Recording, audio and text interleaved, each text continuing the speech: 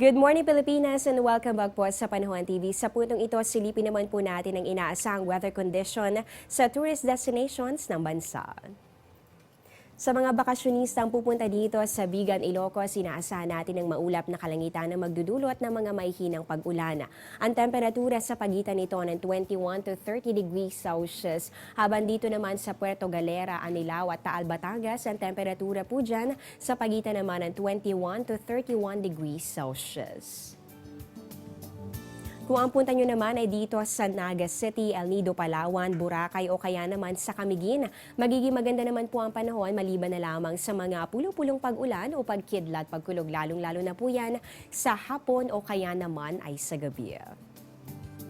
Ngayon naman po balikan po natin ang nilalaman ng forecast sa Pag-asa. Pero bago po yan, kanina po sa ating panayama kay Pag-asa weather forecaster Henry Kitlong, nabanggit po niya ang isang low pressure area dito sa labas ng Philippine Area of Responsibility. At bukas, inaasahan po natin na posible po yung pumasok dito sa loob ng ating PAR. At hindi rin po natin inaalis yung posibilidad na ito ay mabuo sa pagiging isang ganap na bagyo. At sa ngayon naman, dahil wala pa naman po ito sa loob ng ating PAR, nananatili pa rin na dominant weather system natin for today. Ito pong northeast monsoon o yung hanging amihan na makakaapekto partikular na dito sa bahagi ng Northern Luzon. Sa mga susunod na oras, mararanasan po yung maulap na kalangitan na magdudulot ng mahina hanggang sa katamtamang pag-ulan at mga pulupulong pagkidlat, pagkulog. Dito yan sa Metro Manila, pati na rin sa mga probinsya ng Isabela, Aurora, ganun din sa Rizal at sa bahagi po ng Quezon.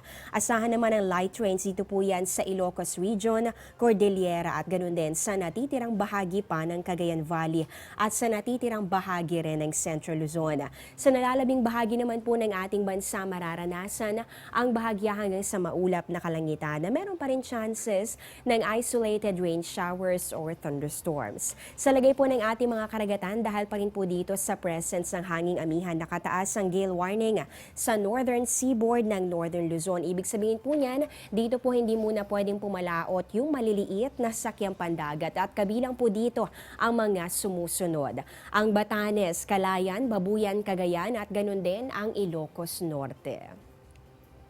Samantala, naglabas naman po ng abiso ang Pag-asa. Ayon po dito, nakakaranas ng mahina hanggang sa katamtamang pag-ulan ng ilang bahagi po ng Quezon Province. Kabilang po dito ang General Nacar, Infanta at ganun din ang Real. Apektado rin po ng mga pag-ulan ng Mauban at ganun din ang Sampaloc. Nakakaranas din po ng light to moderate rains dito po yan sa Rizal at ganun din sa Laguna at posible po yung magpatuloy sa loob ng 2 hanggang 3 oras. Dito naman sa Metro Manila, Bulacan at ganun din sa Nueva Ecija, asahan po natin ang light to moderate rains sa loob po yan ng 2 oras. Kaya naman wag pong kakalimutan ang pagmamonitor sa lagay ng ating panahon. At syempre para sa mga lalabas ng kanilang bahay, wag pong kakalimutan ang inyong payong o kaya naman ay kapote. Dito na po nagtatapos ang aming programa. Maraming salamat sa pagtutok.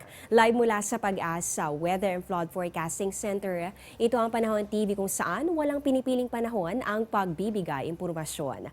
Nakasama niyo po ang inyong weather lover Amor La Rosa na nagsasabing ang taong handa at may nahon na kayang lagpasan ang hamon ng panahon. Magandang umaga po sa inyong lahat at mag-ingat po kayo.